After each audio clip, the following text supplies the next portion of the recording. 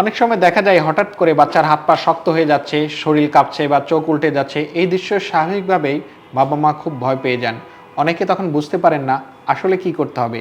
তাই আজকে খুব সহজ ভাষায় কথা বলবো শিশুদের খিঁচুনি কেন হয়, কী লক্ষণ দেখা যায় এবং খিঁচুনি হলে তাৎক্ষণিক কী করবেন এসব বিষয় নিয়ে আলোচনা করব।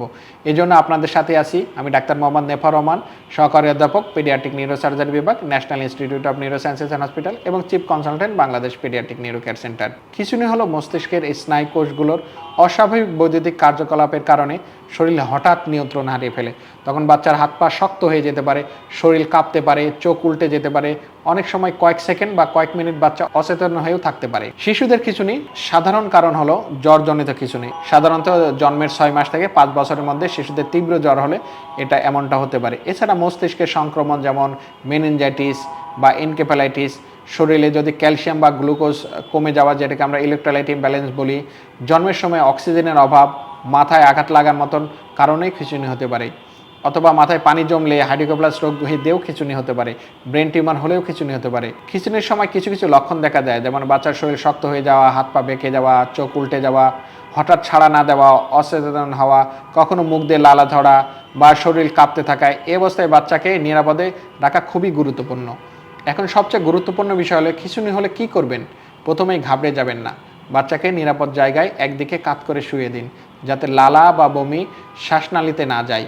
শ্বাসনালীতে যদি যায় বাচ্চার অ্যাসপিরেশন হয়ে বাচ্চার ক্ষতি হতে পারে। আশেপাশে যদি কোনো শক্ত বা ধারালো জিনিস থাকে সেগুলো সরিয়ে নিন, যাতে বাচ্চা আঘাত না পায়। বাচ্চার জামা কাপড় ঢিলা করে দিন এবং সময় দেখে রাখুন খিঁচুনি কতক্ষণ চলছে। এটি একটি গুরুত্বপূর্ণ বিষয়। খিঁচুনির সময় বাচ্চার মুখে চামচ, আঙুল বা কোনো শক্ত বস্তু ঢোকানোর চেষ্টা করবেন না। নাকে জুতা বা পেঁয়াজের গন্ধ দেওয়ার মতন ভুল পদ্ধতি কখনো ব্যবহার করবেন না। এগুলো ব্যবহারে বাচ্চার ক্ষতি হওয়ার সম্ভাবনা বেড়ে যায়। সাধারণত জ্বরজনিত খিঁচুনি কয়েক মিনিটের মধ্যেই থেমে যায়। তবে যদি খিঁচুনি 5 মিনিটের বেশি স্থায়ী হয়, বারবার খিঁচুনি হয় অথবা খিঁচুনি থামার পরও বাচ্চা স্বাভাবিক না হয়, তাহলে দেরি না করে দ্রুত হাসপাতালে নিয়ে যেতে হবে। সবশেষে একটি কথা মনে রাখবেন, খিঁচুনি নিজে কোনো একটি রোগ নয়, একটি অন্য কোনো সমস্যার লক্ষণ। তাই বাচ্চার একবার খিঁচুনি হলে অবশ্যই একজন শিশু নিউরোসার্জন অথবা শিশু নিউরোলজিস্টের পরামর্শ নিন, যাতে সঠিক কারণ খুঁজে সেই হিসাবে চিকিৎসা দেওয়া যায়। সচেতন থাকলে এবং সময় মতো চিকিৎসা নিলে অধিকাংশ ক্ষেত্রেই শিশুর সুস্থভাবে বেড়ে উঠতে পারে। তাই খিঁচুনি রোগ নিয়ে কালক্ষেপণ নয়, খিঁচুনি রোগ হলেই এই রোগের কারণটা আমাদের খুঁজে বের করতে হবে, কী কারণে খিঁচুনি হয়েছে। আমরা যেমন অনেকগুলো কারণের কথাই বলেছি, আবার আপনাদের মনে রাখার জন্য আরেকটু বলে থাকি। আমাদের শিশু নিউরোসার্জারির ক্ষেত্রে যে কারণগুলো আমরা পেয়ে থাকি খিঁচুনির, সেগুলো বাচ্চার যদি মাথায় পানি জমে, বাচ্চার মাথায় পানি জমলে হাইড্রোকেফালাস রোগ হলে খিঁচুনি হতে পারে। অথবা দেখা যাচ্ছে বাচ্চার ব্রেন টিউমারের কারণে খিঁচুনি হতে পারে।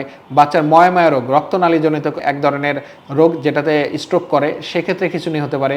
অথবা দেখা যাচ্ছে বাচ্চার ব্রেনটা জন্মগতভাবে এলোমেলোভাবে তৈরি হয়েছে, সেক্ষেত্রে খিঁচুনি হতে পারে। মাথার ব্রেনের মধ্যে কোনো পুঁজ জমলে অথবা ব্রেনে ইনফেকশন হলে খিঁচুনি হতে পারে। অথবা এছাড়া আর অন্যান্য যেগুলো কারণগুলো বলছি সেগুলো খিঁচুনির কারণ। সুতরাং খিঁচুনি হলে আমাদের খিঁচুনির কারণ খুঁজে সেই হিসাবে চিকিৎসা করতে হবে। অনেকেই দেখা যায় কারণ না খুঁজে শুধু খিঁচুনি হলে ওষুধ দিয়ে খিঁচুনিকে থামানোর চেষ্টা করে, এটা ভুল ধারণা। আমি যদি খিঁচুনিটা থামিয়ে দিই কারণ নির্ধারণ না করে এবং রোগটাকে যদি গোড়া থেকে না করি, আমি ধরুন একটা কথা বলি, একটা বাচ্চার ব্রেন টিউমার হয়েছে, ব্রেন টিউমারের কারণে খিঁচুনি হয়েছে। এখন আপনি একজন ডক্টরের কাছে নিয়ে গেলেন, ডক্টর কি করলো, বাচ্চা তো খিঁচুনি হয়েছে, ঠিক আছে আমি একটা ওষুধ দিয়ে দিই যেটা বাচ্চার খিঁচুনিটা থামিয়ে দিবে বা খিঁচুনি বন্ধ করে দিবে। সুতরাং আপনি খিঁচুনি বন্ধ যেহেতু আছে, আপনি মনে মনে ভাবলেন বা আপনার বাচ্চা সুস্থ আছে, কিন্তু খিঁচুনির কারণটা কিন্তু আমরা নির্ধারণ করিনি কী কারণে হচ্ছে। যেহেতু তার ব্রেন টিউমার হয়েছে, ব্রেন টিউমার এখন তার ব্রেনের কোষগুলোকে ভিতর থেকে আস্তে আস্তে নষ্ট করে দিতে থাকবে। কিন্তু খিঁচুনি কেন উঠতে পারছে না, কারণ আপনি আপনার বাচ্চাকে খিঁচুনির ওষুধ খাওয়াচ্ছেন। সুতরাং খিঁচুনি দেখে খিঁচুনির ওষুধ দিয়ে খিঁচুনি বন্ধ করাই মূল চিকিৎসা নয়, কী কারণে খিঁচুনি হচ্ছে সেটা নির্ধারণ করাই এই রোগের হলো মূল চিকিৎসা।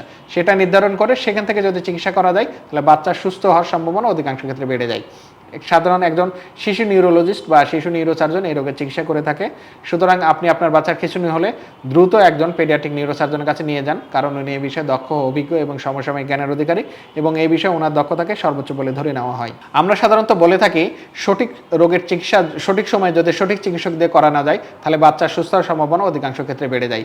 Bangladesh pediatric neuro care centre এবং নেফার্স নিউরো কেয়ার খিঁচুনি রোগের সকল প্রকার চিকিৎসা সেবা প্রদান করে আসছে। ভালো থাকুক আপনার বাচ্চা, সুস্থ থাকুক আপনার বাচ্চা, সুচিকিৎসায় সুন্দর আগামী, এই প্রত্যয় বাংলাদেশ পেডিয়াট্রিক নিউরো কেয়ার সেন্টারে পথ চলা।